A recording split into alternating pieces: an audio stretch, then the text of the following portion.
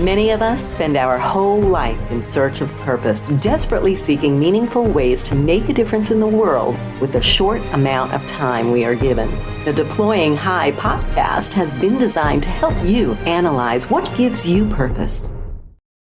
Hello, you're listening to Deploying High. I am Chief Gene Saunders, your host. I am the founder and CEO of Project Lifesaver International. We are very privileged today to have a gentleman that I met some time ago. I would call him an authority in the area of autism. He has definitely mentored me in a number of different ways in that area.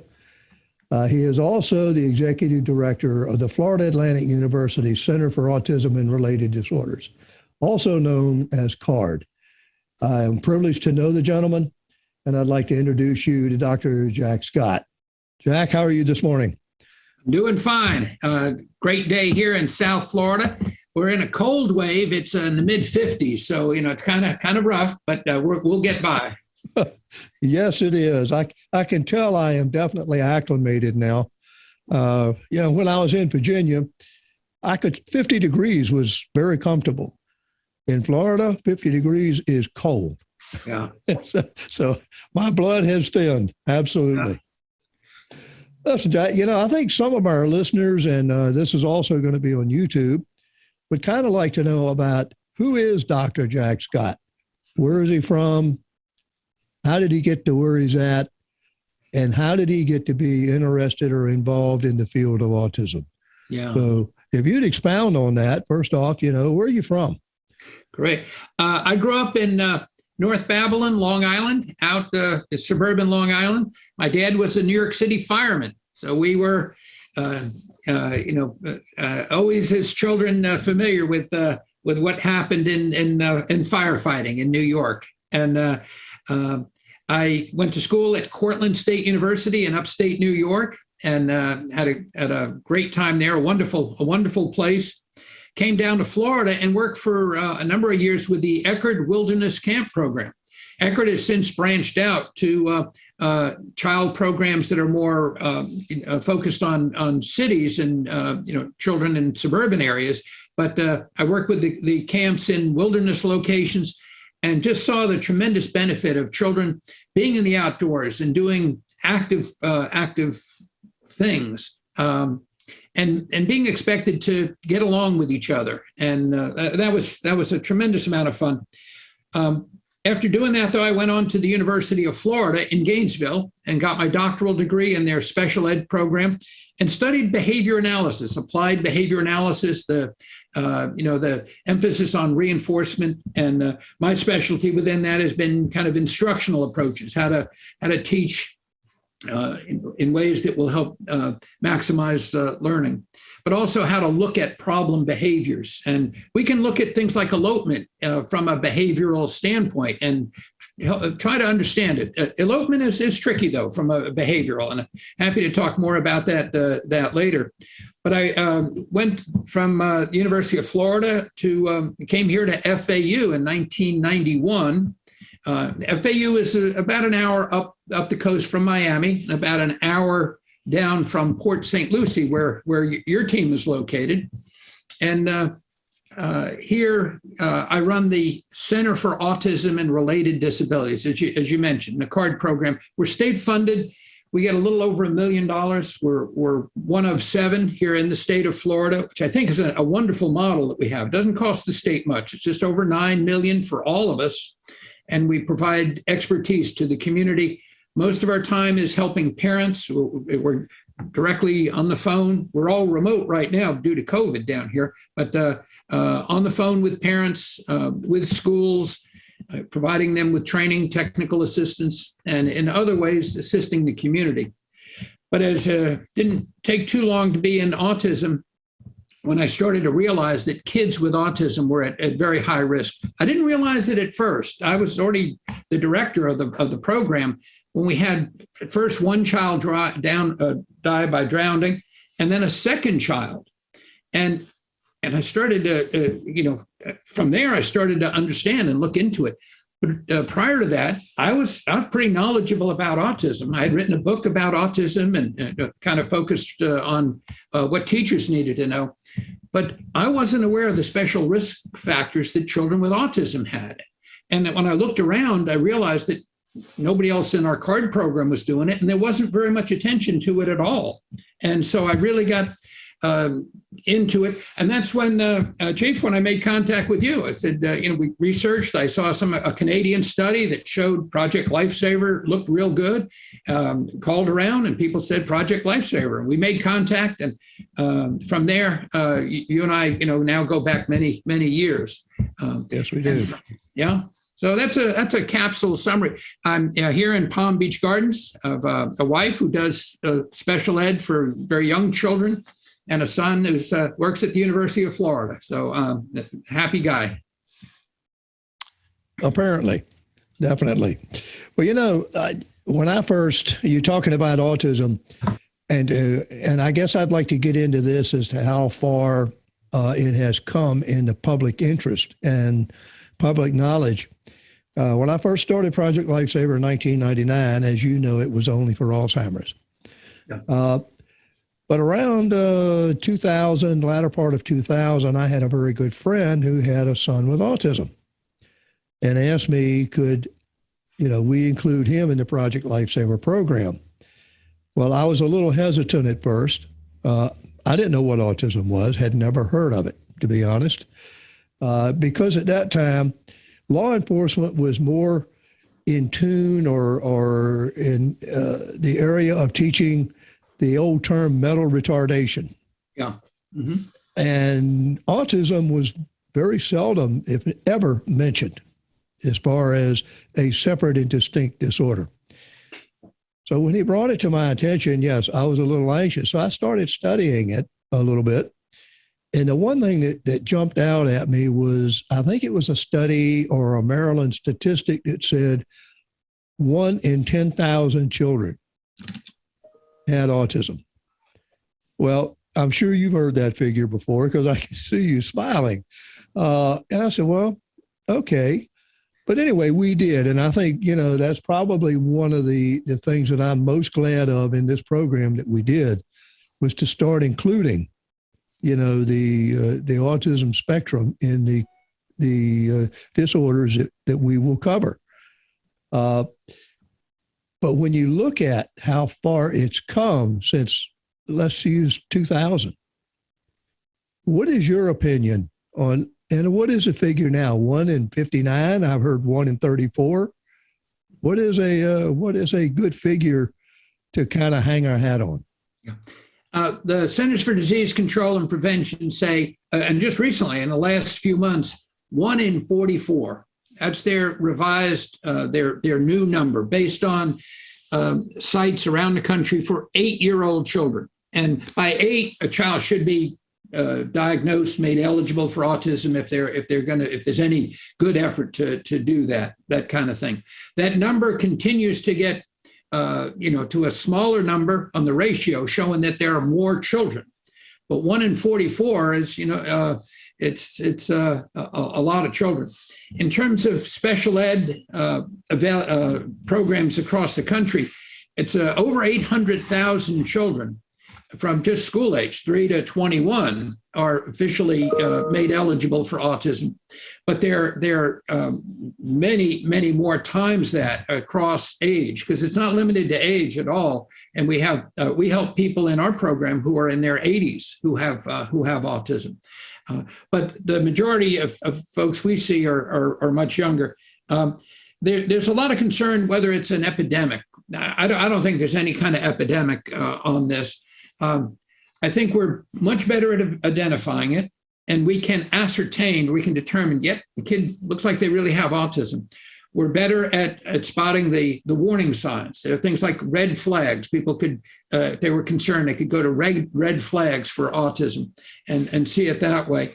And what's happened in 1990, the federal government, for educational purposes, included it as a separate standalone disability. And with that, schools had additional responsibilities to provide more specialized autism programs when the child looked like they needed that. And from there, the numbers have really climbed. But what's happened, that came about in part because the research was showing that children with autism, if we identified them early, could be helped quite a bit.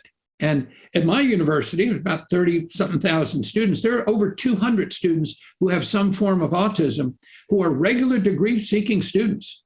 And we have a program for people who have developmental disabilities, limitations in their intelligence, but regular degree students, over 200, and that number keeps growing because with good early intervention, kids with autism can, there's no telling what they can achieve. Many go on to college, and many others are very successfully employed. And others reach higher levels than we would have ever thought when I started this back in 1992. In a way, they're in a good way almost different. They're almost different. In the past, they were much more likely to be more severely impaired, very limited language, behaviors that would have kept them more isolated in a separate environment. Kept away from the general public, and now that's not so much the case. And the numbers who are more severely impaired are smaller, but still there, and often get kind of ignored. There are a lot of kids who, with the best intervention, still will retain that. Will be nonverbal or very limited in their verbal ability. Maybe they can communicate with a few signs. But it's a tough situation for the families and the who have a child who is more profoundly impacted by autism. That remains a tough situation. So I don't see an epidemic. I don't think it's mercury. The scientific community doesn't think it's mercury or vaccine. I was going to ask you, has anybody ever really conclusively come up and said, okay, what is a causal factor for autism? Well, we assume it's genetic, and there are over 200 genetic associations, but it's not simple. It's not a simple thing like Down syndrome, which is chromosomal and pretty easy to see in a laboratory under a good microscope. But we know some of the causal factors, but in general, most cases we don't know. We assume it's a neurological origin with a genetic pattern.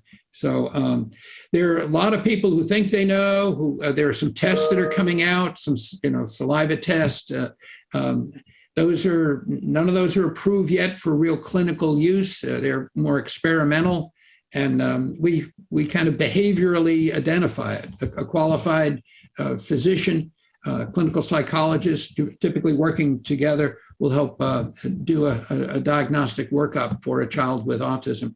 The Institute of Medicine, U.S. government, pretty much said it's not vaccinations, it's not mercury. But I know a lot of parents still believe that, and I can understand why they might think that. But that's made it tough now as we talk about vaccinations, and because we have. I think some of the parents in autism, kind of the ones who started the current anti-vax kind of thing, or brought it to attention. Now I'm very much a supporter of vaccinations and booster for people to remain safe. I worry that I'd get it, that my wife, my son would get it, and we're all very much vaccinated. But I think we're seeing people in the autism community coming around on this, and most are getting vaccinated. And the Autism Society, I'm on the board for the Autism Society. They have a grant from CDC to help promote vaccination, and that seems to be going real well. So that's good. When the cause comes out, I'll give you a ring, Gene. And okay, hey, listen, I'd appreciate it. I'd like to stay on top of these things.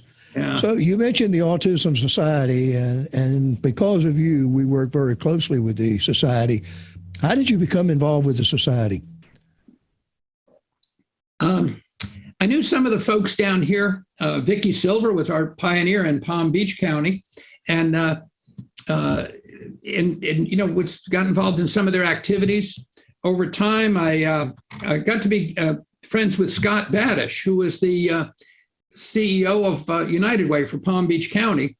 He got offered the position of head of the North Carolina Autism Society, and then went on to the National Autism Society. And I kind of shifted my focus to help back up the Autism Society at a national level. And now on the board, and work closely with them, heading up an effort, sharing an effort on suicide prevention for people with autism.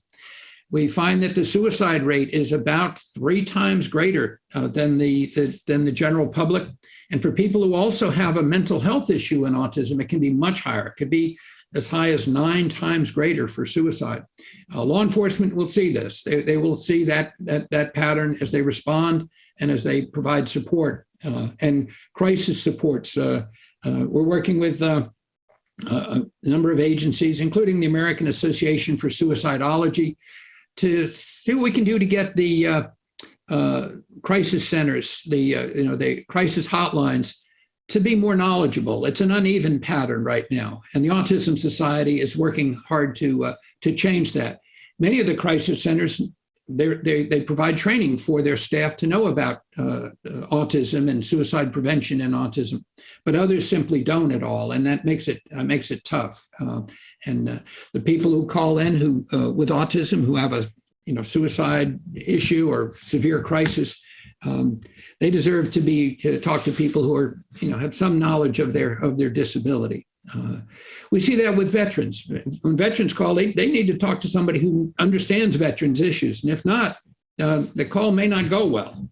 And we want to be providing help, especially in that really tough time. But the Autism Society has 72 affiliates around the country.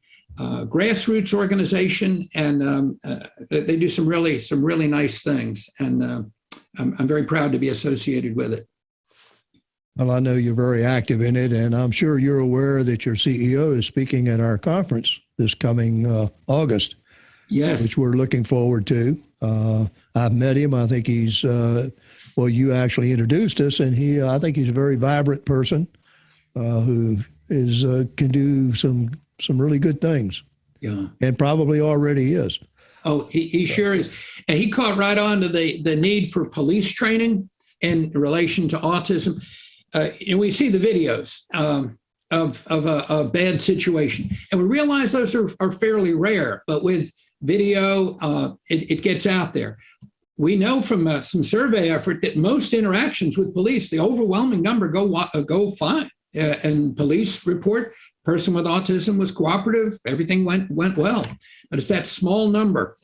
And I know police agents and police officers dread this. They dread finding out later that the person had autism. They thought they were on drugs. They thought they were, a criminal because of the way they acted. So it's real important for officers and agencies to provide training and officers to get it. So.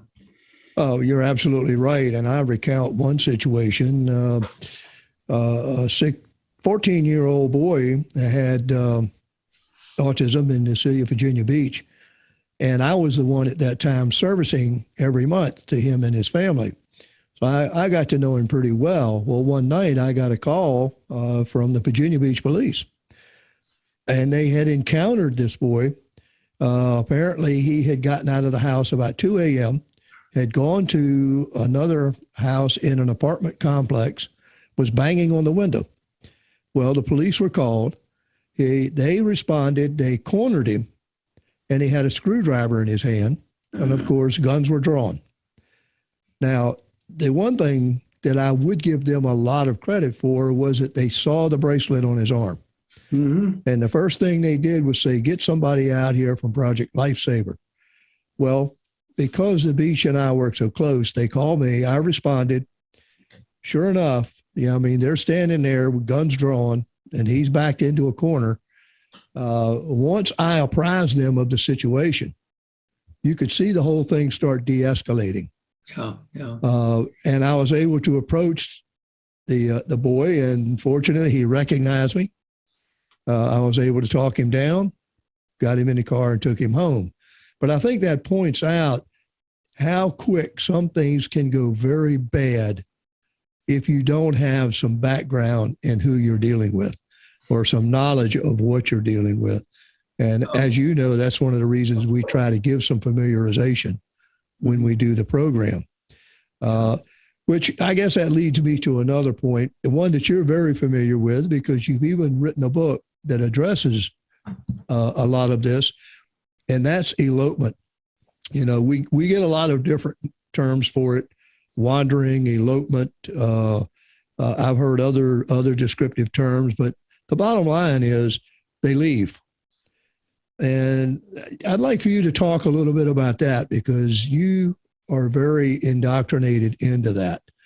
So I guess my first question would be, to kind of get this ball rolling, is what is elopement and what do you think causes it? Yeah.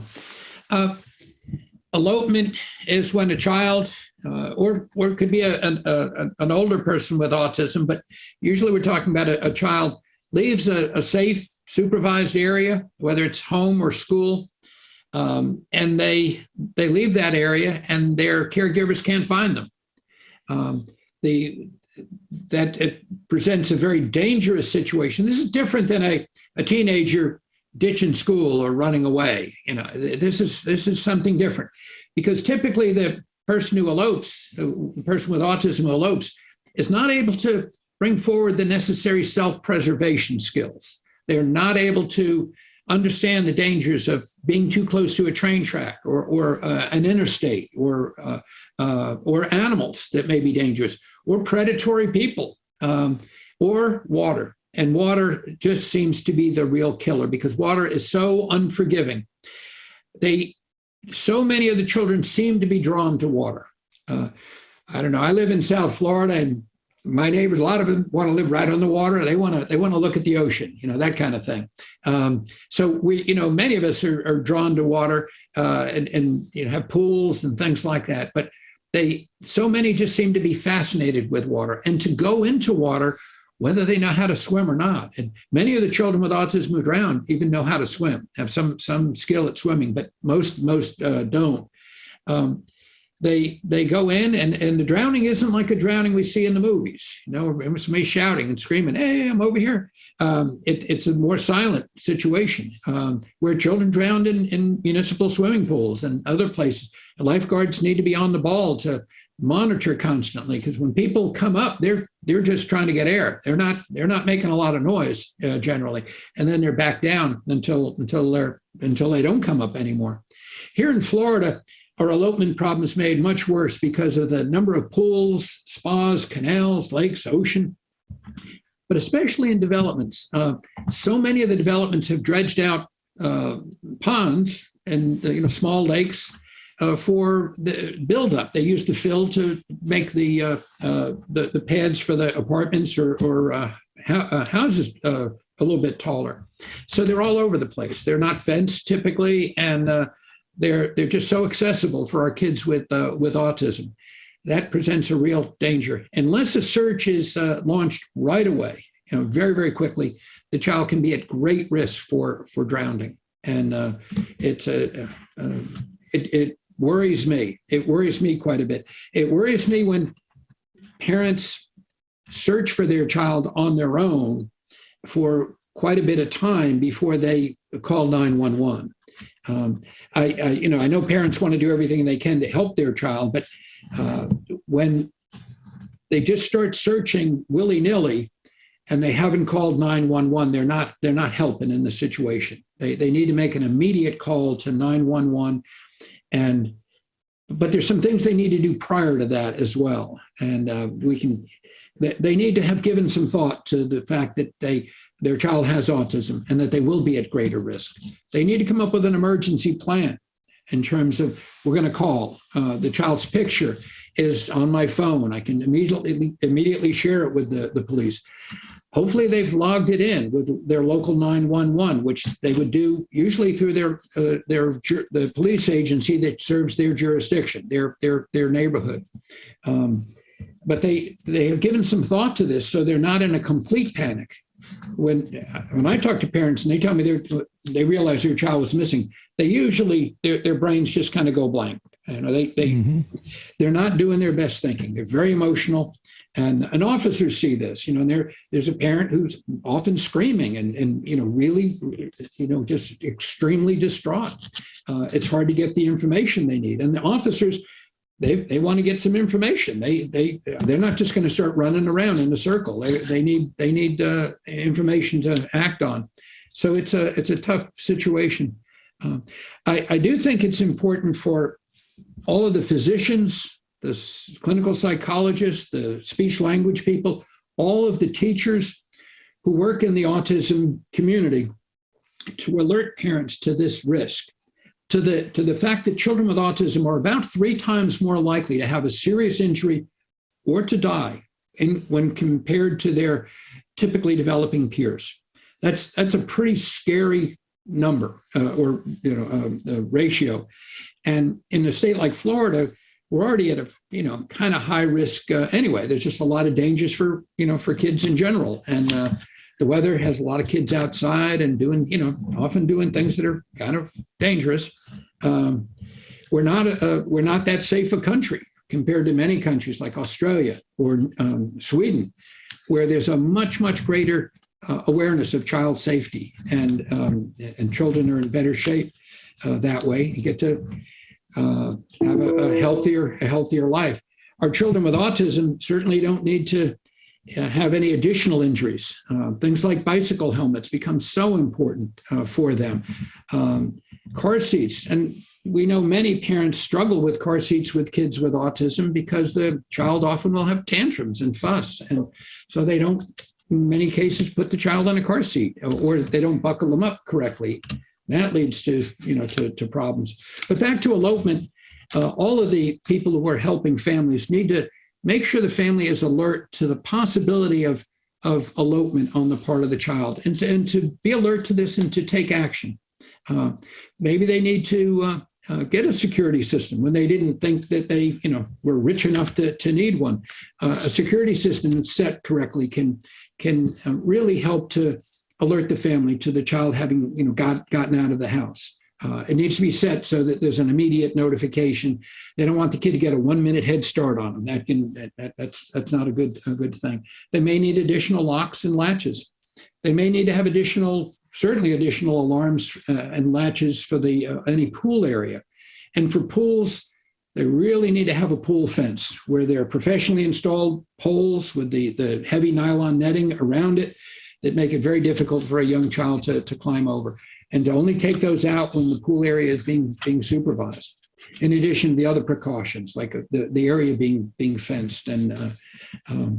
But parents need to be alert to this. They need to factor it into their supervision. So they're not leaving a 10 or 11-year-old to supervise a 4 or 5 or 6-year-old with autism. That's too much to ask.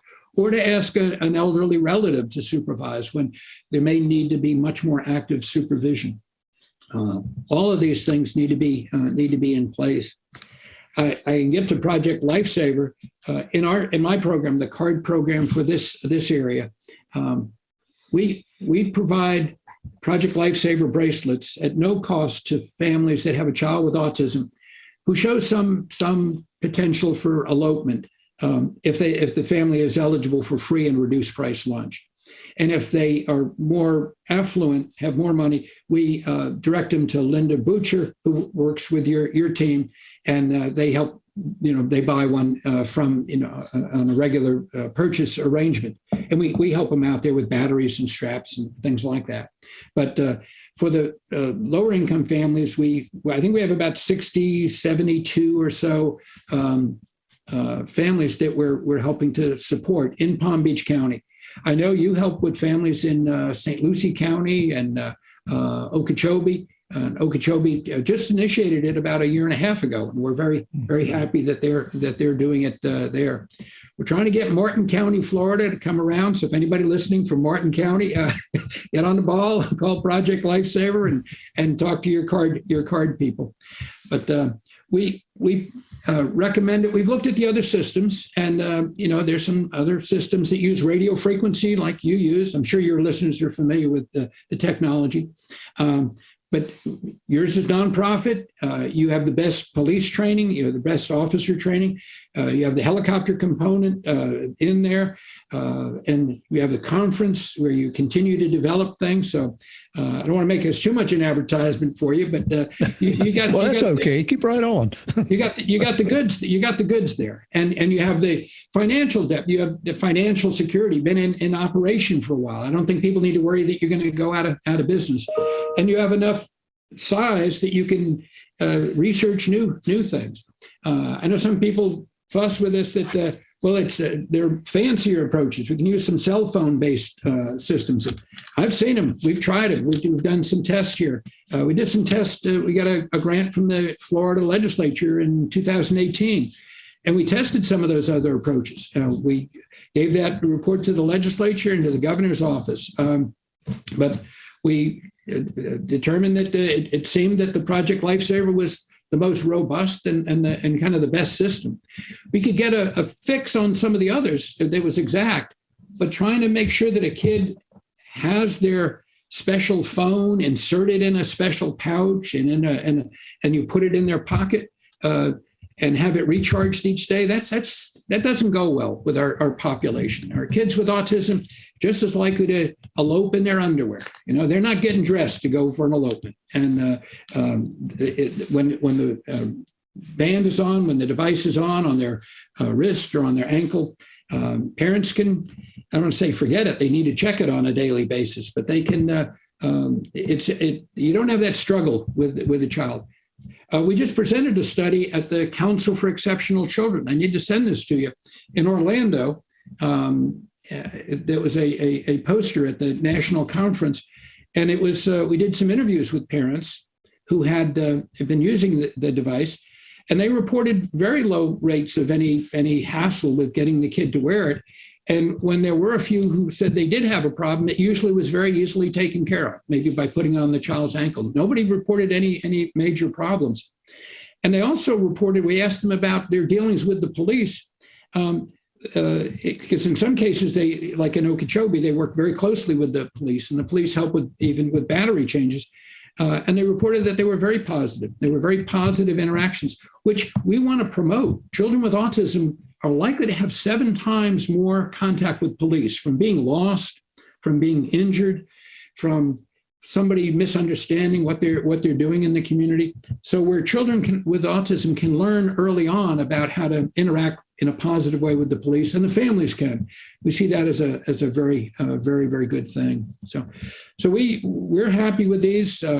We see a fairly low rate of return that to your guys. Where sometimes they get busted, but that's pretty rare. I think we're happy with this, and I think any system really has to work very closely with local law enforcement as a partnership. Even if a parent thinks they can accurately track their child, here I'm near the little creek near me. The child's on the other side of that creek, and you're running around. People can't get there. They can't go through a lot of terrain. They can't cross a lot of property lines. The police can. They can go anywhere where the child will be. And if needed, there's helicopters. If needed, there's lots of officers. There's dogs, there's bloodhounds, and volunteers if necessary. They're going to get the job done. The job is going to get done. And I feel bad for parents who waste an hour fiddling around with something, and where they should have just called for help right away. And I also would like to add, schools should do the same. We see some delays in some of the high-profile elopements. One in Ruston in Florida, in Hillsborough County, which is very sad, where there was a delay. The administration delayed at the school, delayed calling it into law enforcement, and consequently the child drowned. But they were found just adjacent to the school property in a retaining pond, and had officers gotten there very quickly, they might have rescued the child. Had the child had a Project Lifesaver device, they might have found him even quicker and prevented that death. So, but schools need to have policies for this, and they do need to call right away. And sadly, we see delays there that 20 minutes, 30 minutes. And Chief, you know what happens there when there's a delay, even at that length of time. It's very, very unfortunate. And here I'd like to speak to the special ed teachers and the school-based people. Talk to your principal, tell them about children with autism. They may elope, it happens. And if the teacher doesn't know where they are, if the paraprofessional doesn't know where the child is missing, and it should be called in immediately. And if they have a Project Lifesaver, the teacher should know where the code is. Front office should know the code so they can include that in the call. That needs to be there. And they should have a practice on that. They should do a drill on that, just as they would for fire, tornado, or anything else. Oh, I agree wholeheartedly. One of the things that we actually advocate is that not only should they have the police backup for Project Lifesaver, but I think especially schools and institutions that concentrate on children with behavioral disorders or autism may want to consider having that front line of having some equipment and some staff trained where they can start the initial search. Because as you mentioned, and we have seen it so often, we're not talking, when you talk about an Alzheimer's patient, you've got more time. I mean, I hate to say that, but you've got more time usually. Yeah. With an autistic child, you've got no time, none. They can get into trouble extremely quick, and it may be they get into trouble so quickly because something has gathered their attention that they are headed to, like water. And that's the first place they're going to go. And how long does it take for them to get there? So we advocate that very much, and I support everything that you've said and appreciate it. Now, just to kind of wrap up and close, I know that you have authored a book, and I think this kind of encapsulates everything that you've talked about. So, how can someone get a copy of that book? Yeah, they can go on Amazon and they can put in "Safeguarding Your Child with Autism."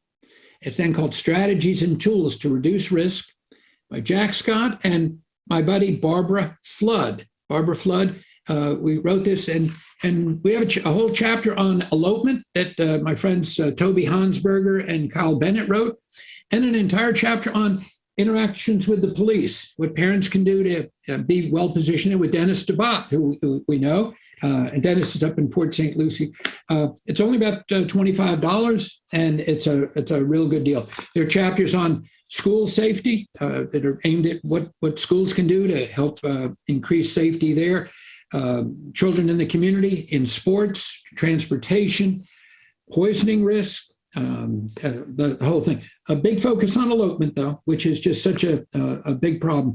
And there's some data on the problem, and not to scare people, but parents of autism need to know about this.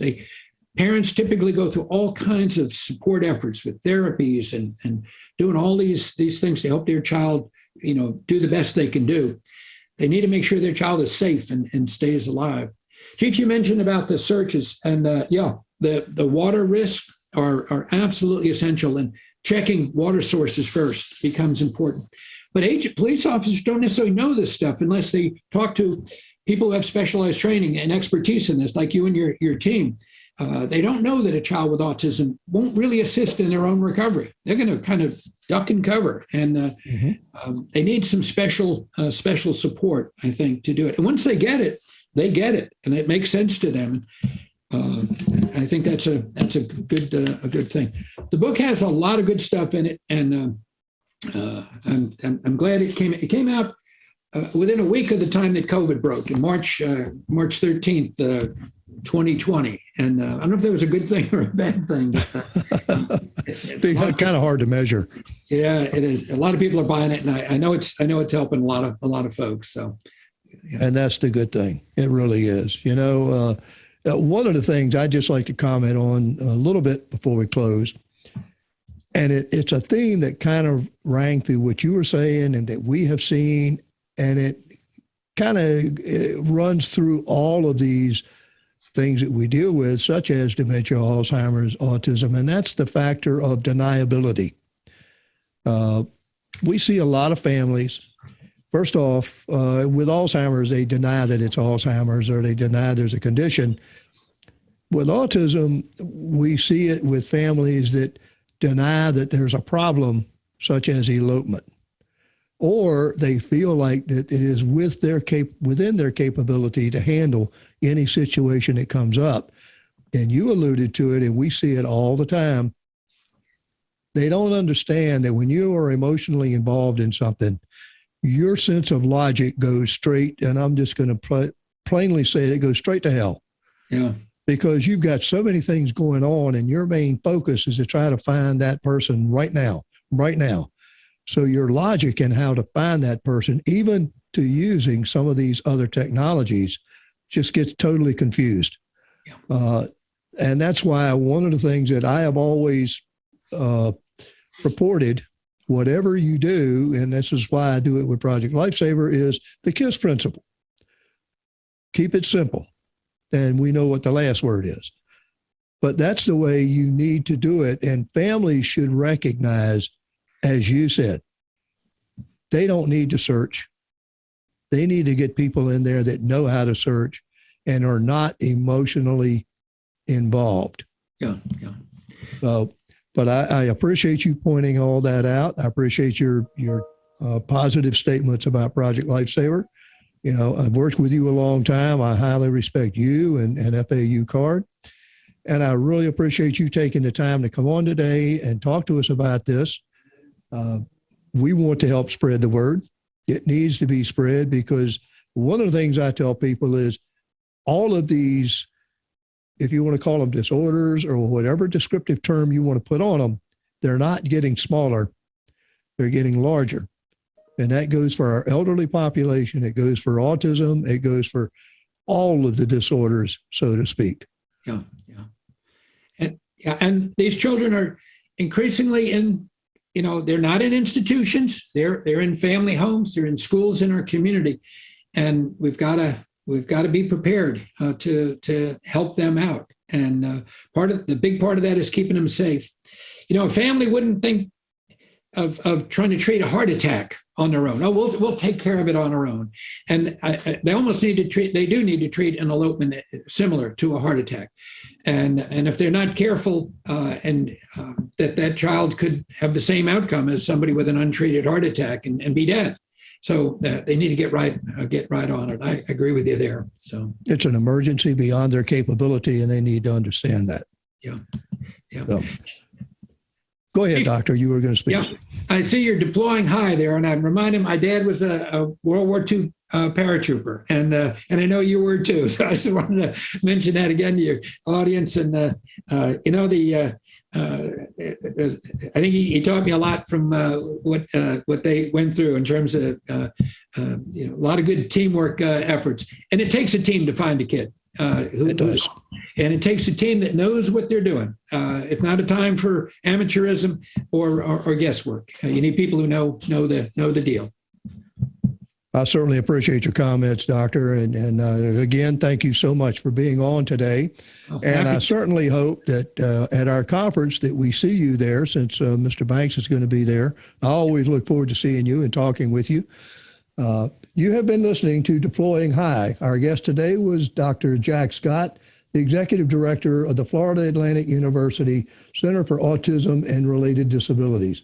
He has said some tremendously valuable things and has some insight into autism and other related disabilities that I think you'll find very interesting and very important. Thank you, and we'll see you again. Thanks for listening to this episode of the Deploying High podcast with Chief Gene Saunders, brought to you by Project Lifesaver International. Deploying High would like to thank all of our supporters across the country and around the world. If you'd like to help support the podcast, please subscribe to our channel, make a donation, and don't forget to tell a friend about us. All proceeds from the Deploying High podcast go to support Project Lifesaver International, online at projectlifesaver.org, the original 501c3 nonprofit organization.